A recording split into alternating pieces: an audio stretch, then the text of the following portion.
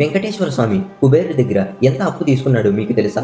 ఆదివరాహ క్షేత్రంలో అశ్వార్థ వృక్షం కింద పరమశివుడు మన దగ్గర డబ్బు లేకపోయినా పర్వాలేదు, నాకు బాగా డబ్బున్న కుబేరుడు అనే ఒక స్నేహితుడు ఉన్నాడు, ఆయనని పిలిచి నీకు అప్పు ఇవ్వమని చెప్తానని పరమశివుడు వెంకటేశ్వర స్వామితో అంటాడు. అలాగే కుబేరుని పిలిచి వెంకటేశ్వర స్వామికి అప్పు ఇవ్వమని చెప్పాడు. దానికి కుబేరుడు, నీకు అప్పు ఇవ్వడానికి నాకు ఏమీ ఇబ్బంది లేదు, కానీ ఇది కలియుగం కాబట్టి వడ్డీ పుంజుకుంటామని చెప్పాడు. దానికి వెంకటేశ్వర స్వామి, యుగ ధర్మాన్ని ఎవరిచ్చాల్సిందే, నేను అసలుతో పాటు వడ్డీ కూడా ఇస్తానులే అని చెప్పాడు. దానికి కుబేరుడు అప్పు ఎంత కావాలని అడిగాడు. రుణగ్రాహి శ్రీనివాస రుణదోత ధనేశ్వర అని ఒక ప్రామిస్ నోటు రాశారు.